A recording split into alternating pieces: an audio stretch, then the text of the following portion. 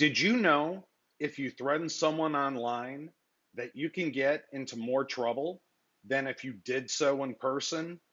Hi, I'm Ryno of Ryno Law PLLC, and I'll give you a quick tip of how to avoid getting in trouble right after this.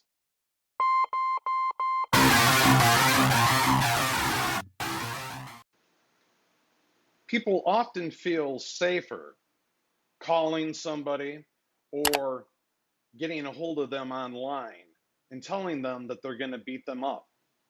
But be careful, that will get you in more trouble. Michigan's assault and battery statute, MCL 75081, prescribes that the crime of assault and battery has a maximum punishment of 93 days in jail, up to a $500 fine, or both. Now, you don't have to have an assault and a battery together. Sometimes you can just have an assault.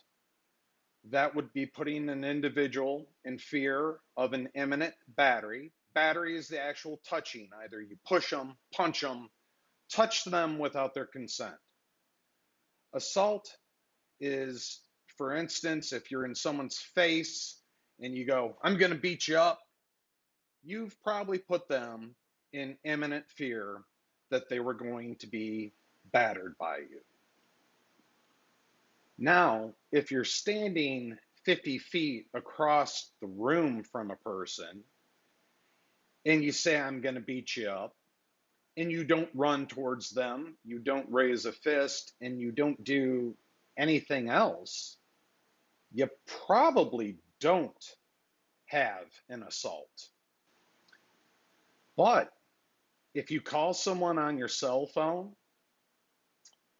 text them, email them, get a hold of them on any sort of social media platform and tell them that you're going to beat them up, well, now you've just committed another type of crime, and that would be malicious use of a telecommunications device. And that is covered by MCL 750.540 small e.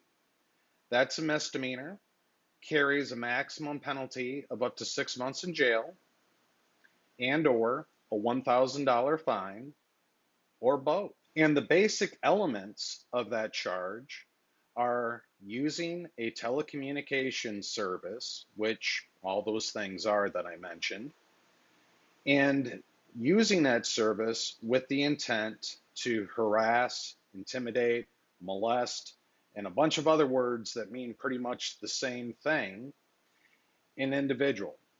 And one of the things that that could be for is to threaten physical harm to themselves or their property. And if you do that, you can be convicted of malicious use of a telecommunications device. And I've always said to myself, wow, 6 months for doing something on the computer as compared to doing it in person? But that's the way it goes. Also keep in mind that there's a possibility that you could get charged under MCL 752.796 for using a computer to commit a crime. And if the underlying crime is a misdemeanor, which that one was, carries a maximum punishment of up to 1 year in jail and or a $10,000 fine, or both. So I guess the point is, if you're not willing to do it in person, don't do it on the computer. I'm Ryno of Ryno Law PLLC, and that's my quick tip of the day.